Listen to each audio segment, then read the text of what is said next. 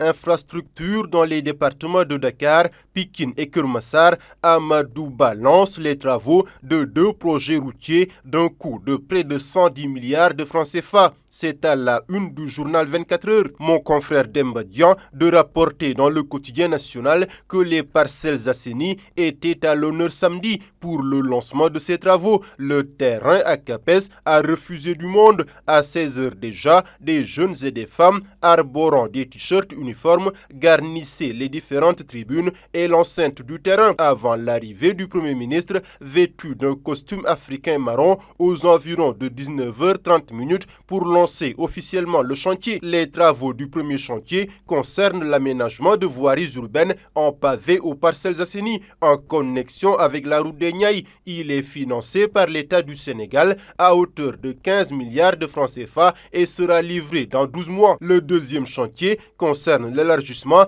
et l'aménagement de la route des Niayes d'un coût de 58,8 milliards de francs CFA. Il est financé par la Banque de développement de la Chine. Ce sera en 2 fois 2 voies pour améliorer les conditions de trafic et de sécurité des zones traversées. Le troisième projet est le programme de la fluidité des axes routiers à Dakar. Il comprend entre autres la reconfiguration de l'échangeur de Diamniadio en trèfle, la réalisation du viaduc de Cambérène constituant la bretelle de sortie de la A1 vers la route de l'aéroport Léopold Sédar Senghor, la réalisation du passage supérieur en caisson mixte et des murs en terre armée surplombant l'autoroute Patte-d'Oie-Malixi allant de Hann vers Dakar via l'autoroute, le raccordement du giratoire de l'école des maristes en 2 fois 2 voies entre autres. Avec ces réalisations, indique le chef du gouvernement, le Sénégal poursuit sa transformation. Cherté du Woyofal, l'État supprime la 3e tranche. L'information est à la une du journal Libération.